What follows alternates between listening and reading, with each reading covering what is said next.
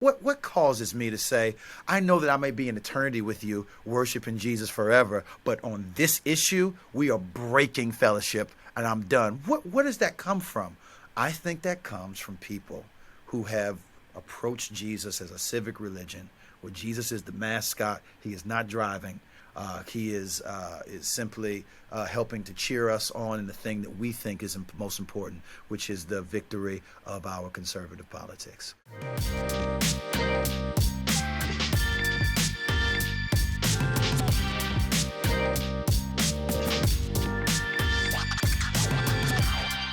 What's up, everyone? Lisa Fields here, and I'm so excited about our new curriculum, Courageous Conversations. You heard about our popular conference, Courageous Conversations, where we invite the leading pastors, thought leaders, and scholars from conservative and progressive backgrounds for conversations. But we not only want to have those conversations on stage at the conference, but we want you to have them in your everyday life.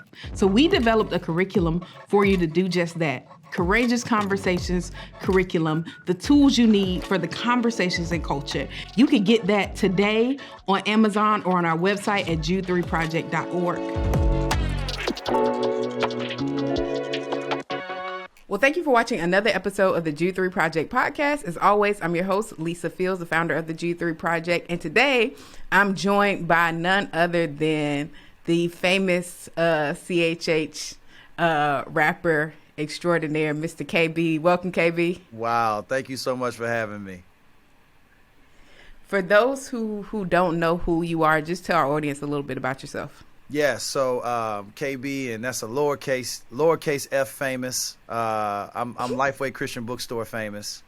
So I am a hip hop artist, a father, husband, but most importantly, I'm a minister of the gospel. And I've gotten to basically serve God's people through hip hop and preaching and podcasting for a long time now. I think I've been doing music for like 15 years, and gotten to travel the world basically as a missionary dressed as a rapper. And I've gotten here recently to write a book called Dangerous Jesus. So I'm adding author to that.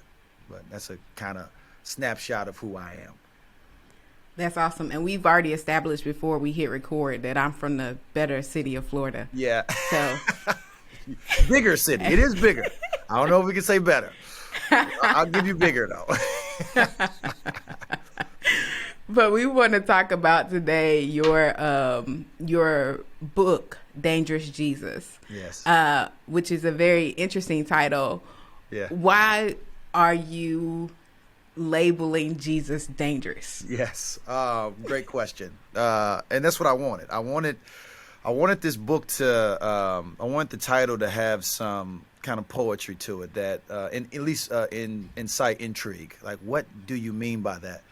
Typically when we think about the word dangerous, if we are in the arena of sports, we think about an athlete, somebody who is a threat on the court, the field, a woman that is a monster in the ring. We use language that is typically versatile, that can go either way. Like I just thought about that. Like, this person's a monster.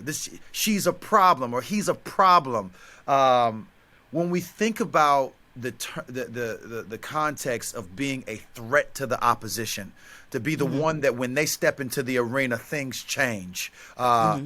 At the same time, they become a tremendous cover for their own team. They are safety. They are promise. They are hope for their team. The more dangerous you are in that arena, the more of an issue you create for the enemy, and the more likely you are to be victorious, to bring victory to your squad. In that respect, Jesus is this individual that steps into the world, and he is a threat to all opposition. When he steps into the room, to the arena, everything changes. The enemy's at bay. The opposition's is on notice. He is going to bring us victory. And that dangerous Jesus is safety for his people. Yet, as a rapper, I have to be metaphoric and use double entendre. But I also recognize that there's another phenomenon that has plagued essentially, Christianity from the beginning, almost from the beginning, is that if you take Jesus and you disconnect him from his character, his person, his presence, the things that he is called burdens, and the things that he recognizes as the kingdom. If you take Jesus for basically his power, and use it for your own purposes, then that version of Jesus is dangerous. And I'm pulling that from Frederick Douglass, who had this dichotomy between the Christianity of Christ versus the Christianity of the land. He called the Christianity of Christ the thing that brings unimaginable good. It's the liberating, the kind of ultimate destiny for all mankind in terms of beauty and glory. But he also called the Christianity of the land a curse to people. It is a evil in this world that is indeed dangerous. So that's why the tagline is that the only thing more dangerous than getting Jesus right is getting Jesus wrong, because that word dangerous kind of goes both ways. Yeah, so you're basically reframing Jesus for the culture who have kind of got a counterfeit version of Jesus. Yes. How do you see people in culture? What are some ways in which they think of Jesus that you think is very damaging to the gospel? Right. Absolutely. Each chapter is me trying to take a way in which I'm sort of putting the Christianity, the Jesus of Scripture versus kind of the mascots of culture that masquerade in his name. The lowest hanging fruit has been most present in our faces in the last 6-7 years, has been the politicizing of Christianity. Well, I can say it's the politicizing, but it's us finding out how politicized it was for people that we were in fellowship with. In the last podcast I just did, I was talking about how back when Trayvon Martin was killed, we were showing up to the conversation with, showing up to fellowship with folks that we had been in the trenches with theologically, folks that we had been served overseas with, allies. We got to the table and said, hey, guys, let's, we got abortion on the table. We've got Christian liberty on the table. We've got issues of shoring up marriage and fighting for traditional values, or whatever those kinds of things might be. Can we also add this to the table, the issue of police brutality and the mistreatment of black and brown people in our country? And was met like, oh, hold up, now you're going too far. We were good with the 99% of the other things we're all on the same page with, but you're not adding this. We're like, well, why is this so special to you? Why is this bothering you so much? And then when we got to the bottom of it, we found that there were people that, heroes of mine, Sister Lisa, that I shed tears over. I wasn't perceptive enough. I wasn't mature enough. My own theology wasn't formed enough to recognize that there are individuals who had allowed their politics a level of allegiance that I thought they only had reserved for Jesus. And we see that particularly in fellowships being broken apart over individuals fighting for not simply just diversity, but trying to eradicate things like racism, or to at least address things that need reconciliation regarding the issues. I was just at a church a few weeks ago, massive church. I think they had like 20,000 people going there at one point. Oh, wow. And they tried, and this was quick. Oh my gosh, this was 3 years ago. When George Floyd was murdered, they woke up. And they were going to try to be, as a church, intentional about being a voice for the issues of justice regarding police brutality and black and brown folks. And that was not received well. Their church, the numbers plummeted down to 7,000 from 20,000, and almost overnight. And just an example. What causes me to say, I know that I may be in eternity with you, worshiping Jesus forever, but on this issue, we are breaking fellowship and I'm done. Where does that come from? I think that comes from people who have approached Jesus as a civic religion, where Jesus is the mascot. He is not driving. He is simply helping to cheer us on in the thing that we think is most important, which is the victory of our conservative politics. So I think that's one way, but I talk about it. There's one chapter in the book that I think is worth mentioning because I'm excited about this chapter, where I talk about dangerous joy. What are the ways in which the Christianity of the land has stolen Christians' ability to simply enjoy their lives? What does it mean to enjoy the life that we're living as long as we're living it and not feel like we are being carnal or worldly because we are people that don't frown on good pleasures? I think that's another way in which the Christianity of the land can steal, the thunder of the Christianity of Christ and have us on an idol and not the person and work of the true Jesus. Yeah, I love that you talked about the joy aspect, because I believe so many Christians have not experienced the abundant life that is promised to us in Scripture. And so we walk around as if we have no hope, as if we have no joy, and as if we have no peace, which doesn't make faith attractive to unbelievers who are also looking for joy, peace, and hope. And if we live as if we don't have those things, our faith is not going to be attractive to those who are without those things. Absolutely. Well said. Well said. Absolutely. Yeah. That's good. Yeah. Is there anything else that you want to share from the chapters of reframing? When you think about reframing Jesus for a culture, outside of conservatism and the joy components, I think about the genre or the culture, hip-hop culture. Yeah. How do you think hip-hop has a misunderstanding of Jesus? Yeah, that's a great question. I think one of the ways that I see Jesus misunderstood in hip-hop culture is around the areas of what we think he means for folks who grew up in hip-hop culture. So for the average probably hip-hop culture-ite like myself, I was serving at this church in Alabama, in Birmingham, about 2 weeks ago, and I think it was a historically black church, and I'm sitting in front of these youth, and I'm catching, because some of them never heard of me before. And I'm seeing the cool all over the audience. Dudes are like, man, I wish Lil Baby was up here. They brought out KB.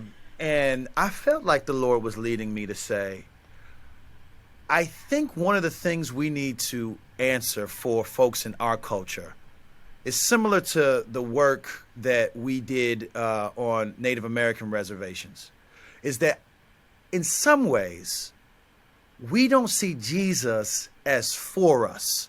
We see it for our grandmother, and certainly for folks on the other side of the tracks. But Jesus as a savior of the hood dude is just not really a category that we think of. And that's why I argue Christian hip hop is so important, because I'm here right now because I saw a dreadlock swinging, red bandana, tattooed up hood dude get saved and then tell me about Jesus through hip hop. And I think one of the ways in which the reframing is needed is to see Jesus as relevant. We see, and hip hop is, because the mainstream version, I hope Christian hip hop is helping to do that. Christian hip hop don't get a lot of love in the mainstream. Religion gets a lot of love in the mainstream from rappers who are, talking about being 5%ers or Black Hebrew Israelites, stuff like that. That'll get some play because that is intriguing to some of the stars there. But just folks like me want to see people draw the line between you being like, a cat that's from the same place that I hail from, that is of the culture, from the culture, and Jesus is aiming at you. That there is not an irrelevance to his presence and what he means for how you live your life. A good example of this too for hip hop culture. When I first came in to the Christian into the kind of the Christian faith, I was given a book by John Piper called "Don't Waste Your Life." And full disclosure, I love John Piper. I love his work.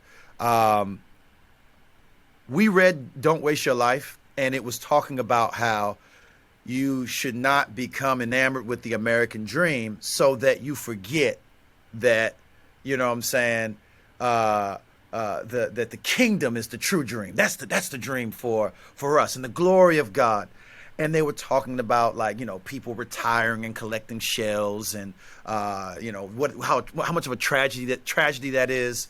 Almost don't make so much money that you forget about God. And I remember reading that, like, we read that and began to discuss it, like, I don't dream like that. I don't think that I'm going to make so much money, have so much power, so much influence, eat so deeply into the American pie that I have no room for God.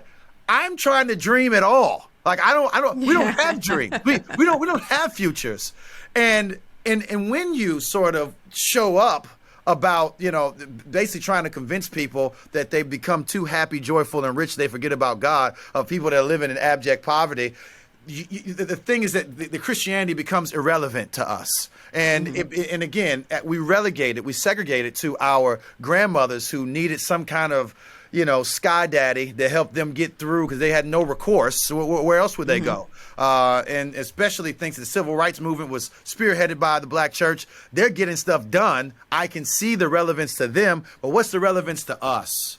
And I think that in a lot of ways, the reframing, especially in discipleship, of showing Jesus' connection to vocation and value and worth and leadership and masculinity, that's important for for a reframing of Jesus for folks in hip hop culture.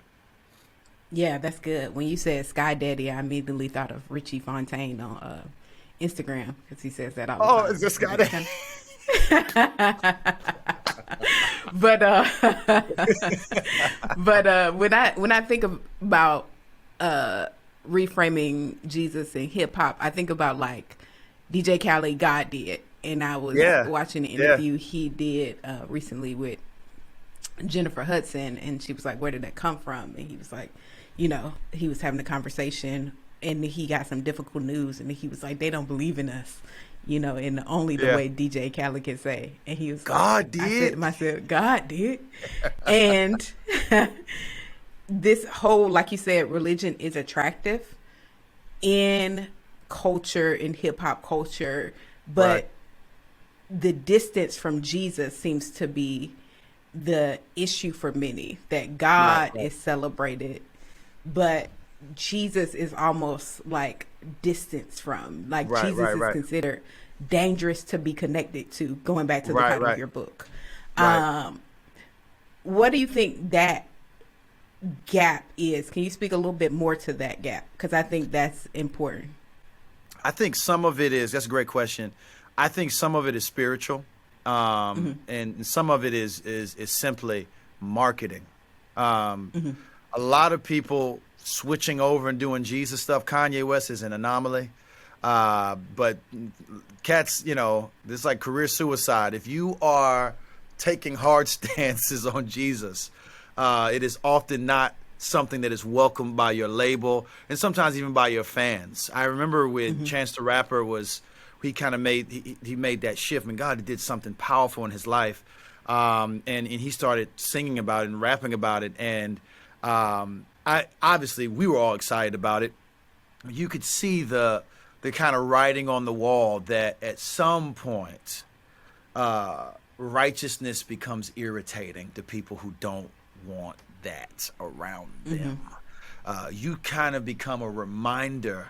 And I think it's spiritual in that you become a reminder of the kind of work of the Spirit in Him pricking your heart and reminding you that you belong to God, and to lay down your burdens. That whole kind of, work that God does in bringing someone in, we run from that kind of stuff.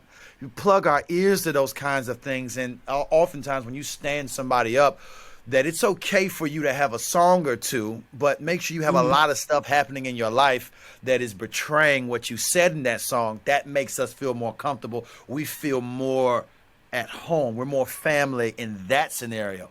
But don't be somebody that is like loving Jesus. Yeah, you may not use the language of the average Christian. You may use some strong language and may say things that maybe people in churches would not say, but you're striving to love your wife and take care of your kids, and you are serving churches. You continue to talk about Jesus. The more authentic what you're singing, the more authentic that becomes in how you're living, the more people don't have ears for that. So I do think that there's the marketing standpoint, but then there's also that spiritual reality that takes place as well. I also think that Jesus and his ways, that the things that Jesus would honor as good things, I think in some degree, a lot of folks in hip hop respect it. They respect J. Cole, for example, who is an artist that I greatly appreciate. He's married. In his album For Your Eyes Only, he talks about this love that he has for his wife. I love you so much. I'm doing stuff that I don't do. I'm drinking almond milk. Cats don't be drinking almond milk. You got me drinking almond milk. I want to fold clothes for you. I want to do the mundane. He says, I want to do the right thing. And that he's tired of the wrong thing. Sin is heavy for everyone. You have to get good at ignoring the ways that sin is destroying your life. You got to keep medicating it, keep being more delusional.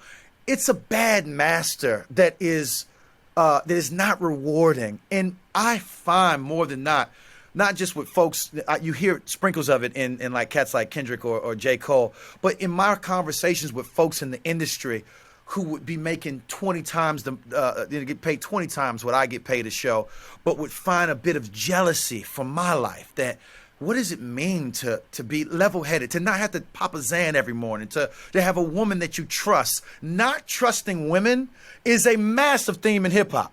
Never trust a woman. And you got folks over here on our side that not only do we trust women, we love trust women from even a leadership standpoint, but I'm talking about in terms of the household. I give this woman my life, my heart. I want to have my children. I'm going to take care of her. I will by no means be associated with a group of individuals that are telling me that being cuffed is actually slavery and not freedom. And for you can look, so that's what we've been taught. And you can admire those who are living out the opposite of that reality. And I want to show you that Jesus is making this possible for us. Here's the connection point. You feel drawn to it. Let me show you how Jesus can bring you to that. That's a real life example, I think, of how we will kind of tiptoe, we kind of dip a toe into the ways of Jesus. But I'm trying to show folks that Jesus actually has what you've been looking for in full if you would pass through the tunnel of surrender. Well, that's what we see in hip hop. People will they stick their toe into the Jesus things, not so much because there can be some career consequence, but also there's this sort of this recalcitrance of completely surrendering to this thing because of the spiritual dynamics. And I'm hoping to help people make that plunge and find that the water is fine. The living water is fine, if you will. Yeah, and that is so, I think, powerful because, like you said, they have in culture, they're looking for hope. Yes. And they use things to supplement for hope. Yes. And so they don't necessarily want to fully surrender because they're still tethered to their idols. Right. But Yes. their idols don't fulfill them and don't give them the things that they need. But on the Yes. counter side, Christians have idols of celebrity and fame. And so they'll sometimes try to like look in and peep in and say, how can I be like these celebrities because they have what I want, money and fame. Yes. Yes. But not knowing that the money and fame that they have still leaves them incomplete. That's right. And so That's right. I think the perspective that you're sharing of like, yes, they have these things, but it doesn't fulfill them, can be a help for a Christian perspective that's trying to get to their side, realizing that you have everything in Christ. That's and right. you don't, going back to the garden, you don't have to pick up something else when God has already given you everything. That's it's good. the one thing that you think that you can't have that Yes. actually creates the chaos in your life. But if you stay connected to what God has already provided, you will have the things you really, really deeply desire. Absolutely. Absolutely. That's so good. That's real good. KB, is there anything else you want to share about your book, Dangerous Jesus, that you think our audience should know? Well, I would love to just simply say that I wrote this book as a resource to God's people. And I hope that it would be a part of the need for there to be courageous reframing. I love that word, reframing. To me, oh man, in my believing in me becoming a Christian, that Christian hip hop CD that I got that had the gospel at the end of it, upon which I believed, it reframed Jesus for me. It was reframing can be the bedrock for revival. And I'm hoping that God would allow this book to be among the many works that are happening in this. And I'm excited for them all, that the folks that are reclaiming, reframing for revival, that folks would meet the Jesus. That's what it feels like to me, Lisa. It feels like I want people to meet the Jesus that I met. I don't know how many times I've watched something or heard something or been around something and been like, this is not the Jesus that captured my heart.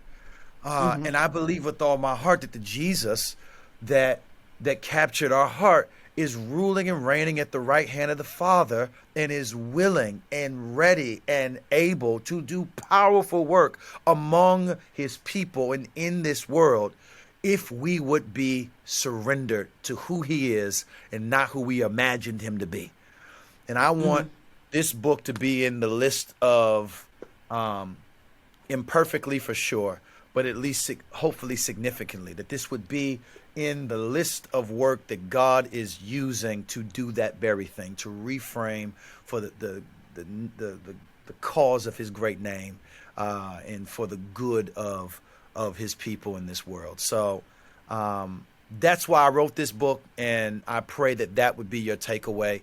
By God's grace, some of the folks who have reviewed it, I think about what Priscilla said about it, that Priscilla Shire, she felt as though it was something that you could read slowly and it could stir one's heart for the kingdom. That I want to love Jesus, love people, be more in tune with the kingdom objectives as a result of reading this. And I'm hoping that's what's waiting for you if you purchase the book. Yeah, that's awesome. I think that's so important because I believe people are walking away from a counterfeit version of Jesus. But when you meet who Jesus is, it's very difficult to walk away. Yes. But if you say meet that. who Jesus isn't, it's very easy to. And so I am excited for people to read this book and get a reframed view of Jesus, to meet the person of Jesus that is that we find in scriptures. Yeah. And he becomes the sweet lover of your soul that it becomes impossible to walk away from once you have an encounter with him. That is awesome. So, KB, when will the book be out? How can people get it? Yes, the book is out March 7th, which is here soon, unless this comes out afterwards. But you can get it on Amazon. There's also an audio book that I'm really excited about. Jackie Hill Perry did the foreword. She read her part of the audio of her foreword in the audio book. There's a bunch of sound effects and music behind it. We worked really hard on it. And I want to retire as a rapper, so please buy this book so I can become an author. And so you can get it wherever books are sold. And yeah, whoiskb.com is a landing page if you're looking for a specific place you can be that you can go to and find the other resources connected to it. And your social handles, I'm assuming, are all at KBHGA? That's right, KB_HGA, baby. I remember HGA from my Christian hip-hop undergrad days in Florida. Ooh. I didn't know that. So you were there in the beginning then. Yes, I went to the concert 116 concerts when it all started. I love Florida. It. That's dope. I feel like y'all were in Orlando a lot. So yes, yes, it's good to see what God has done in the life of you and everybody connected to HGA. Well, thank you for watching another episode of the Jude 3 Project podcast. You can catch all our past episodes at jude3project.org. Remember, you can become a monthly partner with us going to jude3project.org, hitting that donate tab. You can give by mail or online. We have our curriculums, all our merch available at jude3project.org. Remember, here at the Jude 3 Project, we're helping you know what you believe and why you believe it. Until next time, grace and peace and God bless.